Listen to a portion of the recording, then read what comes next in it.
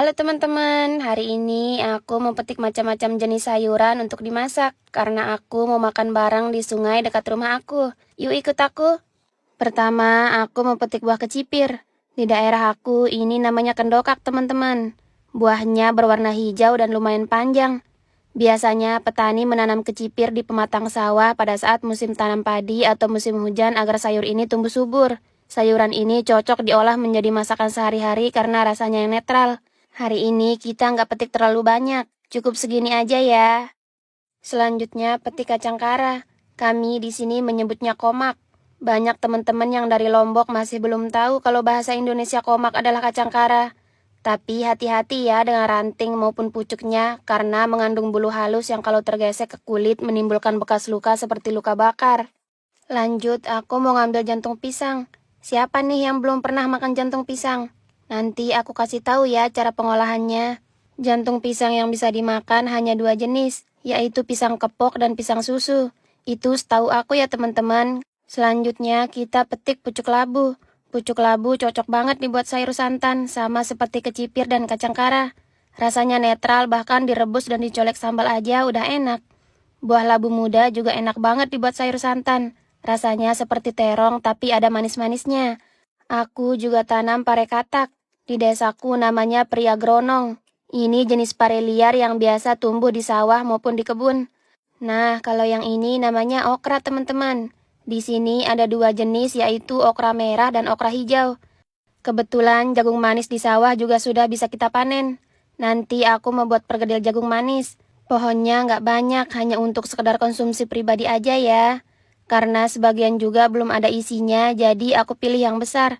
Di daerahku harga jagung manis cuma 1.500 sampai 2.000 perak. Itu pun sudah di pasar teman-teman. Rata-rata semua petani di sini menanam padi pada saat musim hujan. Kalau tanaman jagung pada saat musim panas karena tidak terlalu membutuhkan air berlebih. Selanjutnya kita mulai bersihkan sayurnya satu persatu. Pucuk labu dikupas seperti ini karena di batangnya ada bulu-bulu halus yang harus dibersihkan. Kalau buahnya cukup dibelah seperti ini aja, seperti terong unyil.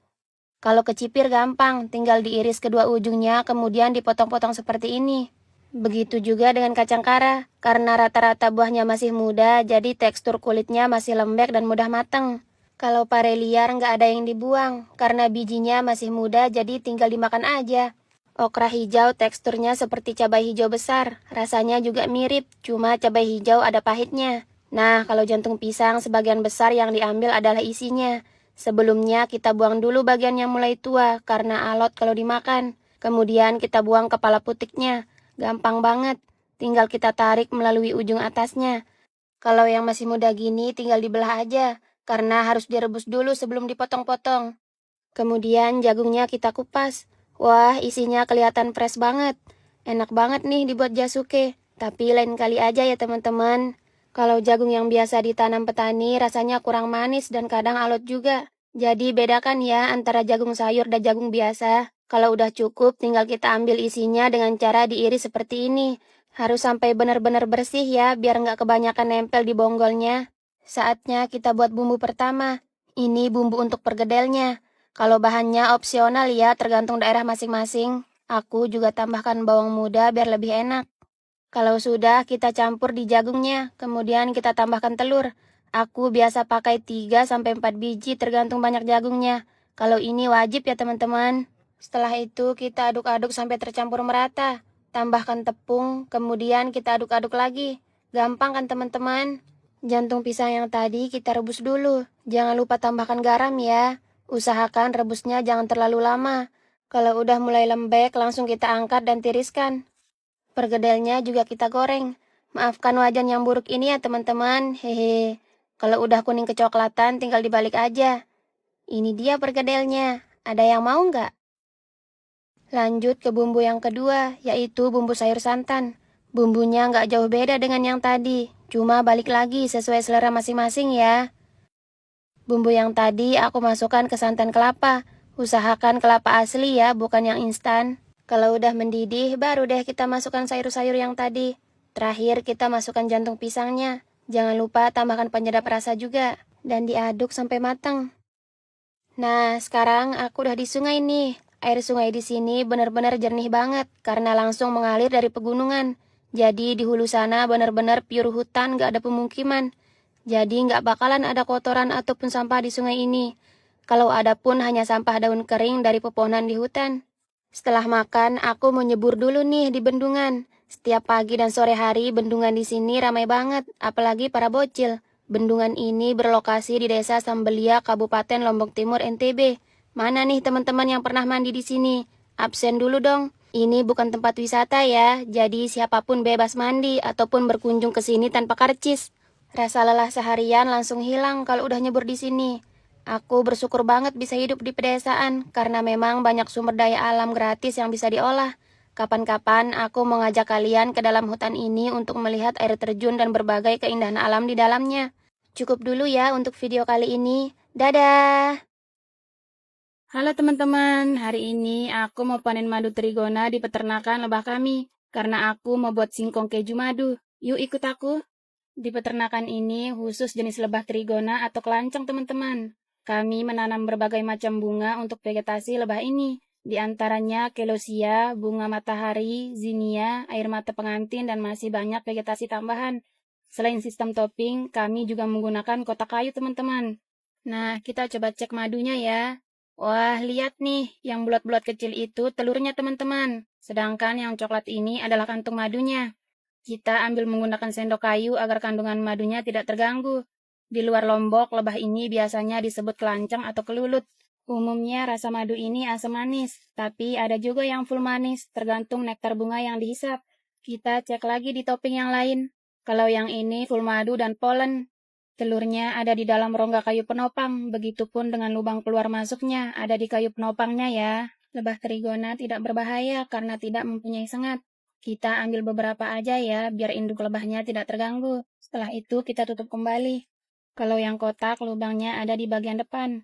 Di tengah kotak ada sekat pembatas antara telur dan madu. Selanjutnya kita cari singkongnya. Tapi sebelumnya aku mau petik buah sirsak dulu untuk dibuat jus. Kebetulan sudah ada buah yang matang. Buah sirsak enak banget loh dibuat jus karena rasanya yang asam manis. Kita dapat 2 buah aja.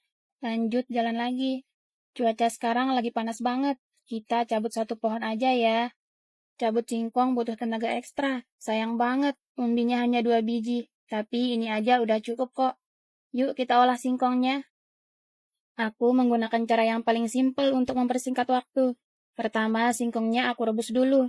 Sementara nunggu, aku membaca novel dulu nih. Tahu nggak sih, sekarang di Vizo Novel, selain bisa baca novel gratis, kamu juga bisa dapat duit. Cukup masuk dan baca novel bisa mulai dapat duit. Makin banyak novel yang kamu baca, makin banyak uang yang bisa kamu dapat. Aku mau rekomendasiin novel, Diamnya Aku. Buat para cowok, wajib deh baca novel ini. Novel ini akan membuatmu memahami kesulitan seorang istri. Banyak tempat yang membuat kamu bisa berhubungan dengan banyak wanita, terutama ibu rumah tangga. Kisahnya tentang seorang istri yang tampaknya memiliki kehidupan yang nyaman, tetapi sebenarnya banyak kepahitan. Mulai dari merawat anak-anak hingga melakukan pekerjaan rumah tangga yang tampaknya sepele. Semua hal ini membuat sang istri kehilangan jati dirinya. Lalu bagaimana dia keluar dari situasi ini? Setelah membaca buku ini, mungkin Anda bisa menemukan jawabannya. Yuk baca kelanjutannya di novel Vizo. Sambil baca novel yang kamu suka, tanpa disadari kamu udah dapat cukup banyak duit loh. Yuk download Vizo Novel dan klik tombol koin untuk mulai baca novel sambil dapat duit. Setelah matang, singkongnya aku goreng biar lebih renyah. Ada banyak cara, tapi ini yang paling simpel. Kita goreng sampai warnanya kekuningan. Setelah itu kita langsung angkat dan tiriskan. Sementara itu, aku mau buat jus sirsaknya. Aku tambahkan susu saset tanpa tambahan gula dan di blender. Langsung kita tuang ke dalam gelas. Wah, seger banget. Aku buat 3 gelas aja, sisanya untuk besok. Hehe. Lanjut, singkongnya juga aku kasih susu kental manis, kemudian aku taburkan keju parut sebagai toppingnya. Nah, terakhir aku lumuri madu hasil panen yang tadi. Pasti enak banget. Ada yang mau nggak? Sebagai tambahan pemanis, jusnya juga aku kasih madu biar rasa sirsaknya tetap alami. Wah, udah nggak sabar nih. Nah, ini dia singkong kejunya, ditambah jus sirsak sebagai pelengkap. Saatnya makan. Aku juga bareng adik aku nih. Makasih ya buat teman-teman yang udah support aku. Makasih juga buat teman-teman yang selalu komen dan like video aku. Maaf ya, komentarnya nggak bisa aku balas satu persatu. Semoga teman-teman semua sehat selalu. Terakhir aku minum jusnya. Beh, seger banget, apalagi di cuaca panas gini. Besok di bulan puasa, aku mau ngonten petik-petik juga untuk menu buka puasa. Cukup dulu ya untuk video kali ini. Dadah!